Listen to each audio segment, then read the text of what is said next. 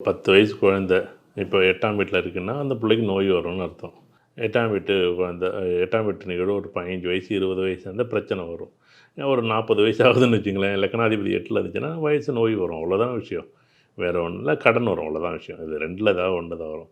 ஏன்னா 40 வயசுல தான் கடன் வாங்குவாரு. 35 வயசுலேருந்து 40 வயசுல அத பண்ணணும், இத பண்ணணும், அப்படி வாங்கணும். அதே வந்து உதாரணமா வந்து ஒரு 35 வயசுல ஒருத்தர் வர்றாரு. மேஷ லக்னம், செவ்வாய் 8ல இருக்கு. இல்ல மிதுன லக்னம், புதன் 8ல இருக்கு. புதன் 8ல இருக்கு அப்படின்னா, கண்டிப்பா வந்து இவருக்கு வந்து வயசு ஏன்னா வயதுக்கு தகுந்த மாரி தான் நம்ம வரணும். நாம 4 வயசு குழந்தைக்கு புதன் 8ல இருக்கு, இந்த குழந்தைக்கு பெரிய கடன் இருக்கு. அப்படிலாம் இல்ல. அந்த குழந்தைக்கு அந்த அது பெருநோய் இருக்கு. அப்போ வயிறு சம்மந்தப்பட்ட வயிறு உபாதைகள் வரும். டிசென்ட்ரி போறதுக்கு வாய்ப்பு இருக்கு. கொஞ்சம் பார்த்துக்கப்பா. இப்ப அந்த வயதுக்கும், அந்த லக்கணத்துக்கும், அந்த லக்கணாதிபதி எங்க இருக்காருன்னு பார்த்துக்கணும். அதே 40 வயசு வருது, அப்ப இந்த காலகட்டத்தில 8ல இருக்கு பார்த்துக்க. கொஞ்சம் டைம் சரியில்ல. வேகமா போகாத. ஒரு 25 வயசு பையன் பைக்ல வேகமா போகாத, மெதுவா போ. அதே வந்து ஒரு 40, 35 வயசு பையன் பெரிய கடன வாங்காத, மாட்டிக்காத.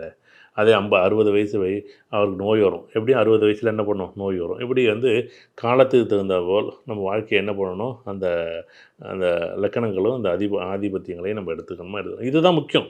எல்லா ஜோதிடர்களும் முதல்ல இத தெரிஞ்சுக்கிட்டாலே 30 வயசு 3 வயசுல யாராச்சும் காதல பத்தி பேசுவாங்களா? 30 வயசுல பேசுவாங்க பாருங்க. அதுதான் வாழ்க்கை.